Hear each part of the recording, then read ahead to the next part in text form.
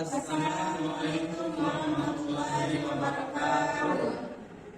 Alhamdulillahirabbil alamin. Wassalatu wassalamu ala asyrofil anbiya'i wal mursalin wa ala alihi wa washabihi wa Pertama dan utama, marilah kita panjatkan puji dan syukur atas kehadirat Allah Subhanahu wa taala, Tuhan yang memberikan kita berbagai macam kenikmatan, yakni nikmat iman, nikmat kesehatan, lebih-lebih nikmat kesempatan. Sehingga pada hari yang sangat berbahagia ini kita masih bisa berkumpul di tempat yang sederhana ini. Dan untuk yang kedua kalinya, jangan lupa pula kita aturkan kepada junjungan kita Nabi besar Muhammad SAW. Baik, jadi kami dari kelompok 2 ingin mempresentasikan hasil diskusi kami tentang Pancasila sebagai dasar negara. Ya baik, sebelum kami mempresentasikan hasil diskusi yang telah kami buat, alangkah baiknya kami akan memperkenalkan diri dulu. Dan sebagai pemateri 1, silakan. Saya Nufadila sebagai pemateri pertama. Dan di sini juga saya sebagai moderator sekaligus pemateri kedua. Saya Indra. Kenalkan, nama saya Muhammad Asrif Al-Husaini sebagai pemateri kedua. Dan saya Dela Afira sebagai pemateri ketiga. Dan saya Muhammad Faridaz Aziz sebagai materi ketiga. Baik, saya akan menyampaikan materi tentang hubungan Pancasila dengan pembukaan Undang-Undang Dasar Negara Republik Indonesia tahun 1945. Hubungan Pancasila dengan pembukaan Undang-Undang Dasar 1945 dapat dilihat dari dua aspek, yaitu aspek formal dan aspek material. Aspek formal adalah aspek yang berkaitan dengan kedudukan, perumusan dan pengesahan Pancasila dan pembukaan Undang-Undang Dasar 1945 sebagai dasar negara dan konstitusi Indonesia. Dari aspek formal ini, hubungan Pancasila dengan pembukaan Undang-Undang Dasar 1945 adalah sebagai berikut. 1. Pancasila merupakan sumber dari segala sumber hukum di Indonesia, termasuk daripada Undang-Undang Dasar 1945. 2. Pancasila dirumuskan terlebih dahulu oleh BPU PKI sebelum Undang-Undang Dasar 1945 disusun oleh PPKI. Oleh karena Pancasila menjadi acuan bagi penyusun Undang-Undang Dasar 1945. 3. Pancasila dimuat secara eksplisit dalam alinea keempat pembukaan Undang-Undang Dasar 1945 sebagai dasar falsafah negara Indonesia. Oleh karena itu, Pancasila menjadi bagian integral dari Undang-Undang Dasar 1945. Keempat, Pancasila disetujui secara bulat oleh BPU PKI dan PPKI sebagai dasar negara Indonesia merdeka. Oleh karena itu, Pancasila memiliki legitimasi yang kuat dari rakyat Indonesia. Aspek material adalah aspek yang berkaitan dengan isi, makna dan implikasi Pancasila dan pembukaan Undang-Undang Dasar 1945 sebagai dasar negara dan konstitusi Indonesia. Dari aspek material ini, hubungan Pancasila dengan pembukaan Undang-Undang Dasar 1945 adalah sebagai berikut. 1. Pancasila dan pembukaan Undang-Undang Dasar 1945 memiliki kesesuaian dan konsisten. Baik, saya akan melanjutkan pembahasan dari pemateri 1 tadi, yaitu tentang penjabaran Pancasila dalam batang tubuh Undang-Undang Dasar Negara Republik Indonesia tahun 1945. Pembukaan Undang-Undang Dasar 1945 mengandung pokok-pokok pikiran yang meliputi suasana kebatinan, cita-cita dan hukum dan cita-cita moral bangsa Indonesia. Pokok-pokok pikiran tersebut mengandung nilai-nilai yang dijunjung tinggi oleh bangsa Indonesia karena bersumber dari pandangan hidup dasar negara, yaitu Pancasila. Pokok-pokok pikiran yang bersumber dari Pancasila itulah yang dijabarkan ke dalam batang tubuh melalui pasal-pasal Undang-Undang Dasar 1945. Hubungan pembukaan Undang-Undang Dasar 1945 yang memuat Pancasila dalam batang tubuh Undang-Undang Dasar 1945 bersifat kasual dan organis. Hubungan kasual mengandung pengertian pembukaan Undang-Undang Dasar 1945 merupakan penyebab keberadaan batang tubuh Undang-Undang Dasar 1945. Sedangkan hubungan organisasi berarti pembukaan dan batang tubuh Undang-Undang Dasar tahun 1945 merupakan suatu kesatuan yang tidak terpisahkan dan dijabarkan pokok-pokok pikiran pembukaan Undang-Undang Dasar 1945 bersifat kasual dan organis. Hubungan kasual mengandung pengertian pembukaan Undang-Undang Dasar 1945 merupakan penyebab keberadaan batang tubuh Undang-Undang Dasar 1945. Sedangkan hubungan organis berarti pembukaan dan batang tubuh Undang-Undang Dasar tahun 1945 merupakan satu kesatuan yang tidak terpisahkan. Dengan dijabarkannya pokok-pokok pikiran pembukaan Undang-Undang Dasar 1945 yang bersumber dari Pancasila ke dalam batang tubuh, maka Pancasila tidak saja merupakan suatu cita-cita hukum tetapi telah menjadi hukum positif. Sesuai dengan penjelasan Undang-Undang Dasar 1945, pembukaan mengandung 4 pokok pikiran yang diciptakan dan dijelaskan dalam batang tubuh. Keempat pokok pikiran tersebut adalah sebagai berikut.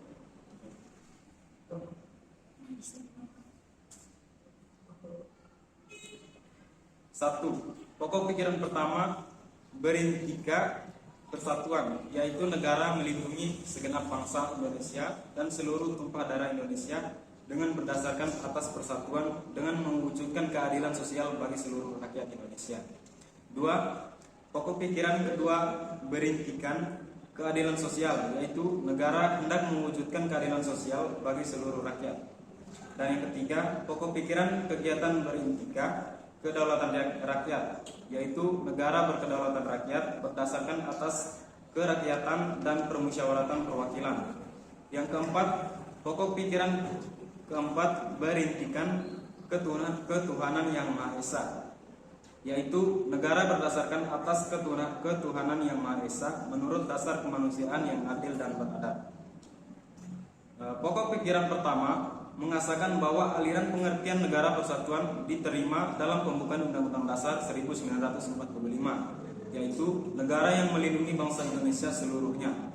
Negara, menurut pokok pikiran pertama ini, mengatasi paham golongan dan segala paham perorangan. Demikian pentingnya pokok pikiran ini, maka persatuan merupakan dasar negara yang utama. Oleh karena itu, penyelenggaraan negara dan setiap warga negara wajib mengutamakan kepentingan negara di atas kepentingan golongan atau perorangan.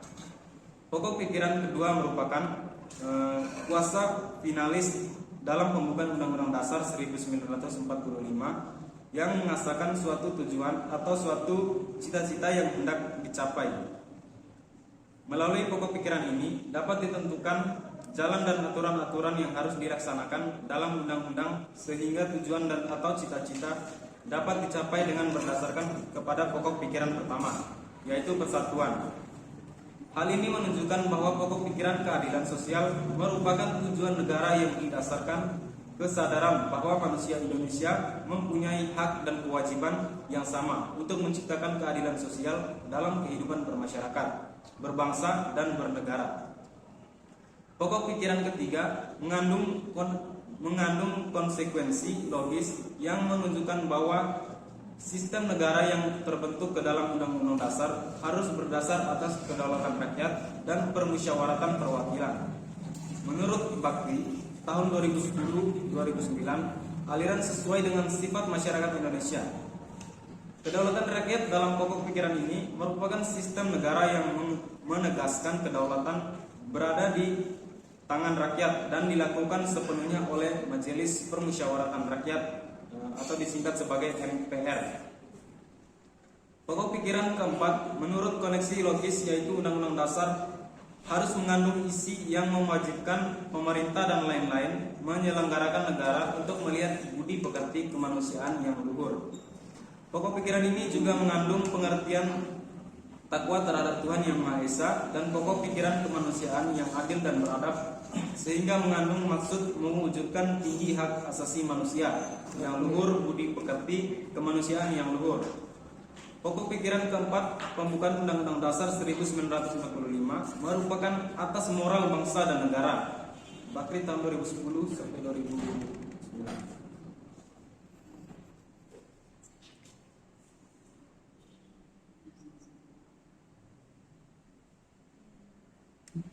Lanjut, MPR RI telah melakukan amandemen Undang-Undang Dasar 1945.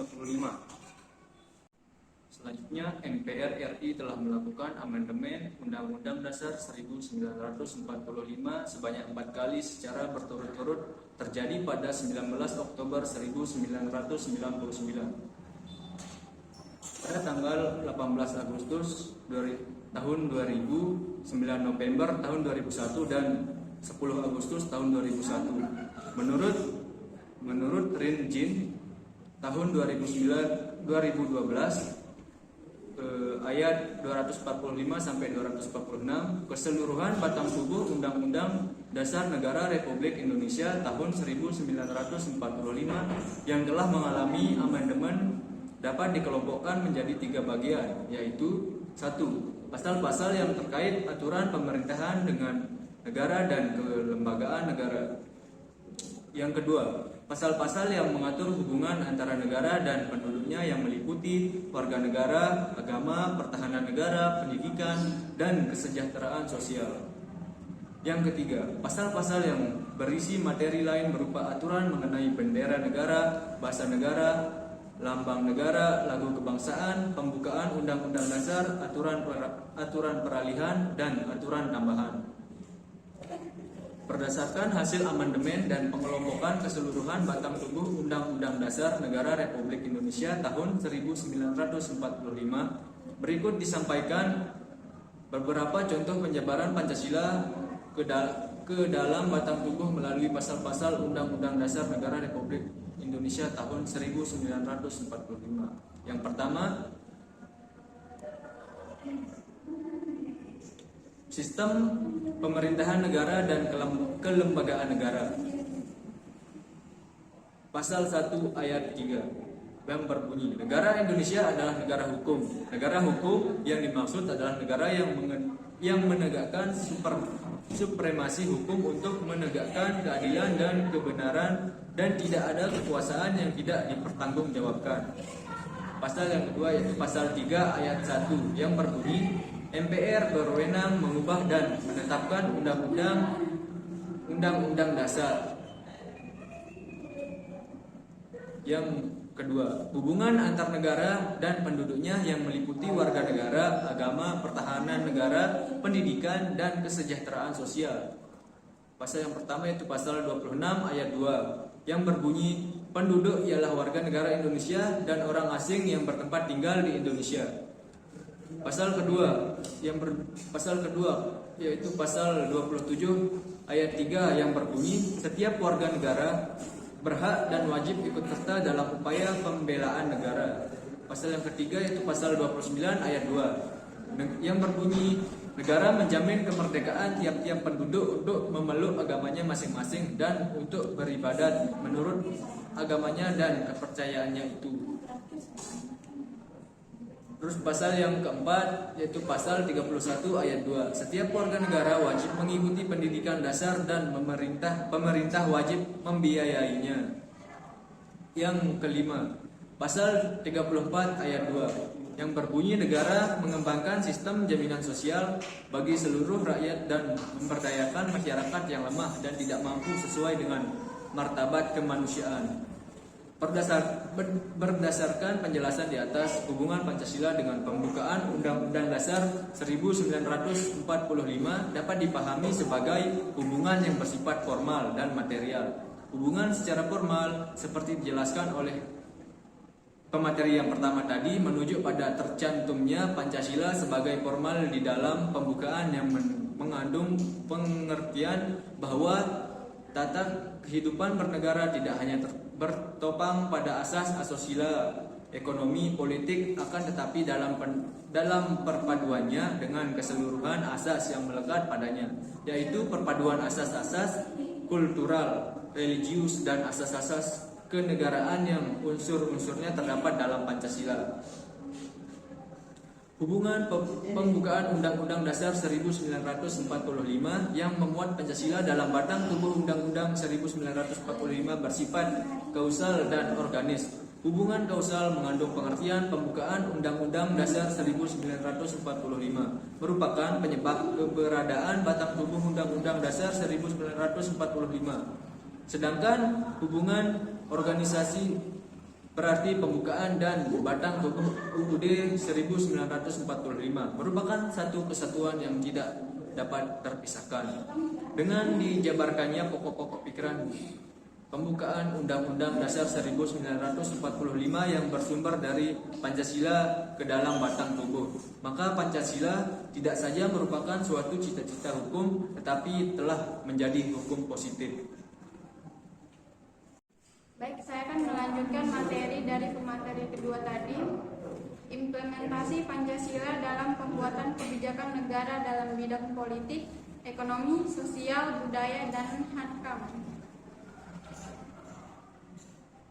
Pokok-pokok pikiran persatuan, keadilan sosial, kedaulatan rakyat, dan ketuhanan yang Maha Esa yang terkandung dalam pembukaan Undang-Undang Dasar Negara Republik Indonesia tahun 1945 merupakan pancaran dari Pancasila,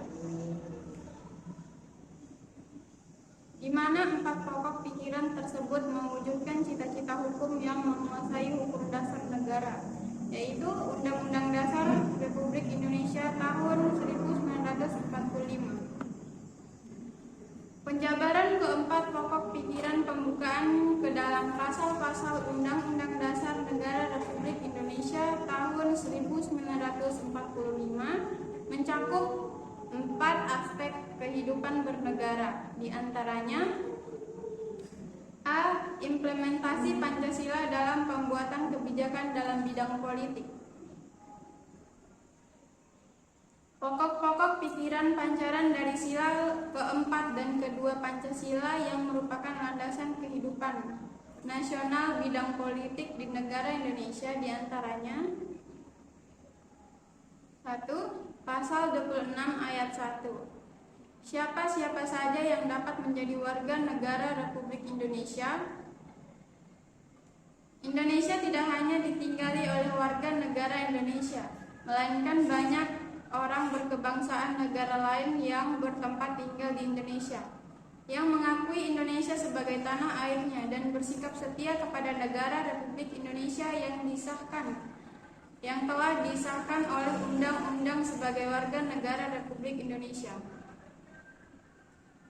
2.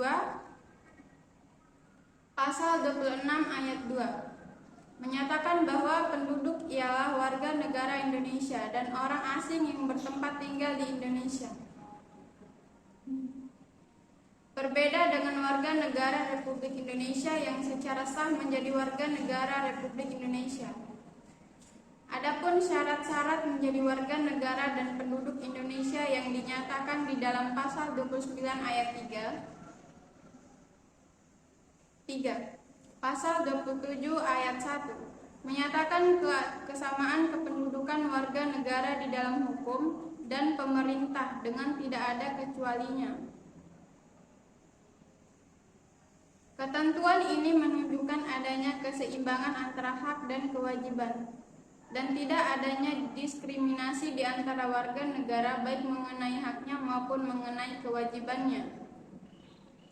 4. Pasal 28 menetapkan hak warga negara dan penduduk untuk berserikat dan berkumpul, mengeluarkan pikiran baik dengan lisan, tulisan, dan sebagainya. Dalam ketentuan ini ditetapkan adanya 3 hak warga negara dan penduduk yang digabungkan menjadi satu, yaitu hak kebebasan berserikat, hak kebebasan berkumpul, dan hak kebebasan dalam berpendapat. Dengan demikian, pembuatan kebijakan di Indonesia dalam bidang politik harus berdasar pada manusia. Atau dengan kata lain, pembuatan kebijakan dalam bidang politik di Indonesia harus memperhatikan rakyat yang merupakan pemegang kekuasaan atau kedaulatan. Sistem politik di Indonesia bersumber pada penjelmaan hakikat manusia sebagai makhluk individu dan makhluk sosial dalam wujud dan kedudukannya sebagai rakyat. Atau Kailan 2238. Selain itu, sistem politik di Indonesia harus memperhatikan Pancasila sebagai dasar-dasar moral politik yang kemudian akan mewujudkan budi pekerti kemanusiaan dan memegang teguh cita-cita moral rakyat yang luhur untuk mencapai keadilan sosial bagi seluruh rakyat Indonesia. B. Implementasi Pancasila dalam pembuatan kebijakan dalam bidang ekonomi. Pokok-pokok pikiran yang merupakan penjabaran dari sila keempat dan kelima Pancasila yang merupakan landasan dari sistem ekonomi Pancasila dan kehidupan ekonomi nasional, diantaranya 1. Pasal 27 ayat 2. Tiap-tiap warga negara berhak atas pekerjaan dan penghidupan yang layak bagi kemanusiaan, memancarkan asas keadilan sosial dan kerakyatan yang merupakan HAM atas penghidupan yang layak. 2.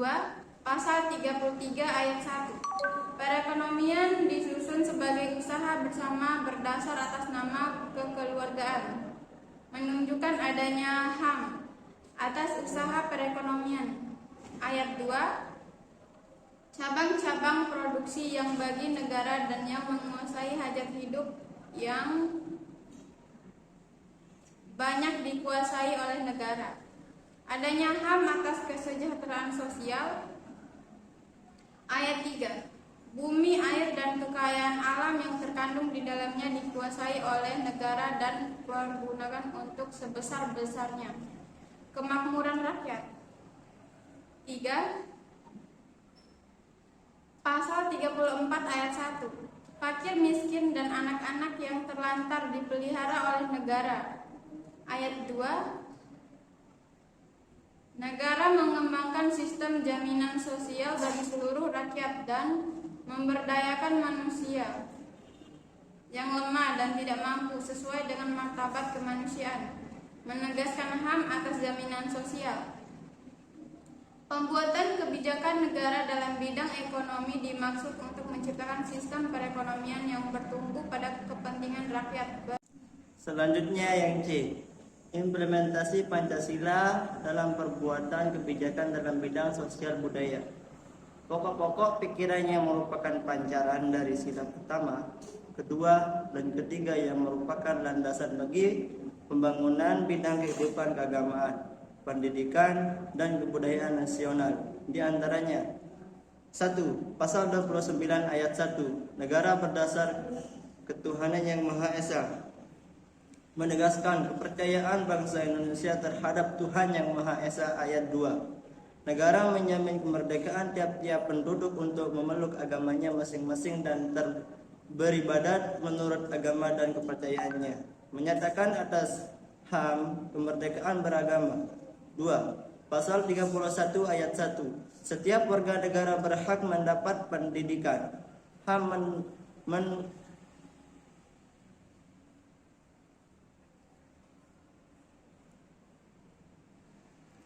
mendapatkan pendidikan. Ayat 2. Setiap warga negara wajib mengikuti pendidikan dasar. Dan pemerintah wajib membiayainya.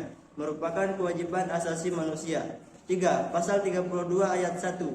Negara memajukan kebudayaan nasional, kebudayaan Indonesia di tengah peradaban dunia dengan menjamin kebebasan masyarakat dalam memelihara dan mengembangkan nilai-nilai budayanya. Menegaskan nilai-nilai budaya merupakan HAM. Ayat 2. Menghormati dan memelihara budaya daerah sebagai kekayaan nasional. Dari penjabaran pokok-pokok pikiran tersebut, implementasi Pancasila dalam perbuatan kebijakan negara dalam bidang sosial budaya mengandung pengertian bahwa nilai-nilai yang tumbuh dan berkembang dalam masyarakat Indonesia harus mewujudkan dalam proses pembangunan masyarakat dan kebudayaan di Indonesia. Menurut Kuen Tuwijoyo, Kailan 2240,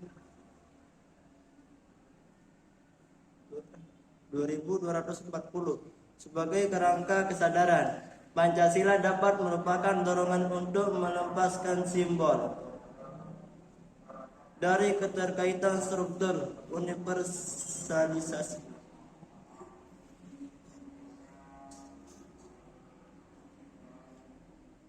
meningkatkan derajat kemerdekaan manusia dan kebebasan spiritual.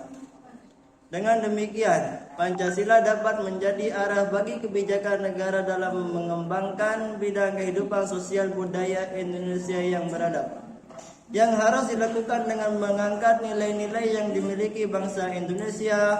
Pancasila, hal ini tidak dapat dilepaskan dari fungsi Pancasila sebagai sebuah sistem etika yang keseluruhan nilainya bersumber dari harkat dan martabat manusia sebagai makhluk yang beradab. D. Implementasi Pancasila dalam perbuatan kebijakan dalam bidang pertahanan dan keamanan nasional.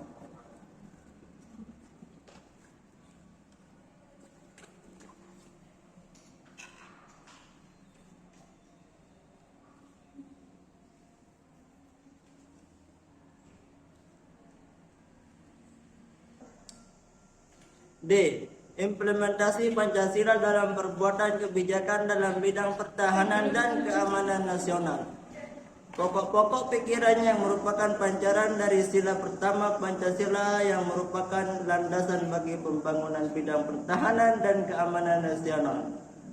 Di antaranya: 1. Pasal 27 ayat 3, setiap warga negara berhak dan wajib ikut serta dalam pembelaan negara. Turut serta dalam bela negara dalam satu sisi merupakan HAM dan di sisi lain merupakan kewajiban asasi manusia. 2. Pasal 30 ayat 1, hak dan kewajiban setiap warga negara ikut serta dalam usaha pertahanan dan keamanan negara, menunjukkan usaha pertahanan dan keamanan negara adalah hak dan kewajiban asasi manusia. Ayat 2. Usaha pertahanan dan keamanan negara dilaksanakan melalui sistem pertahanan dan keamanan rakyat serta dilakukan oleh TNI dan Kepolisian NRI sebagai komponen utama dan rakyat sebagai komponen pendukung. Ayat 3. TNI terdiri atas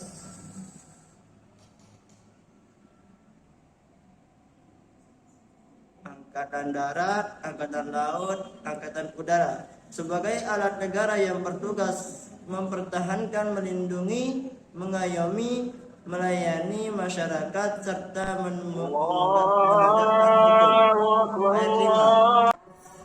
Ayat 5. Susunan dan kedudukan TNI, Kepolisian NRI, hubungan kewenangan TNI di dalam menjalankan tugasnya, syarat-syarat keikutsertaan warga negara dalam usaha pertahanan dan keamanan negara, serta hal-hal yang terkait dengan usaha pertahanan dan keamanan diatur dengan undang-undang. Berdasarkan penjabaran di atas, implementasi Pancasila dalam perbuatan kebijakan negara di bidang pertahanan dan keamanan harus diawali dengan kesadaran bahwa Indonesia adalah negara hukum, yang di dalamnya diperlukan peraturan perundang-undangan negara untuk mengatur ketertiban warga negara dan dalam rangka melindungi warga negara. Pertahanan dan keamanan negara diatur dan dikembangkan menurut dasar kemanusiaan, bukan kekuasaan, atau dapat diartikannya berbasis pada moralitas kemanusiaan sehingga kebijakan yang terkait terhindar dari pelanggaran hak asasi manusia. Baik, dapat kita simpulkan dari penjelasan yang telah teman-teman teman-teman tadi sampaikan bahwa Pancasila merupakan dasar negara dan juga menjadi falsafah hidup bangsa Indonesia sejak dahulu. Pancasila juga diperuntukkan kepada negara, masyarakat, dan pribadi bangsa Indonesia. Sila-sila Pancasila itu tidak terlepas satu sama lain, melainkan satu kesatuan yang bulat, baik dalam fungsi dan kedudukannya sebagai dasar negara maupun falsafah hidup bangsa. Pengertian dari kata-kata kesatuan bulat dari Pancasila ini ialah berarti bahwa sila yang satu meliputi dan menjiwai sila-sila yang lain.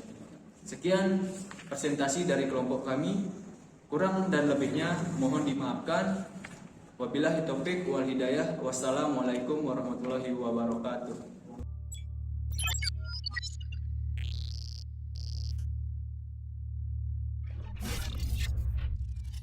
Sebut 3 negara dari huruf T. Indonesia, Malaysia, Bekasi. He speeding the right, fall his hand on my coochie. He touching a millio poochie. Doing good, bitch, I'm Gucci. Fly to Asia, he feeding me sushi. When we fucking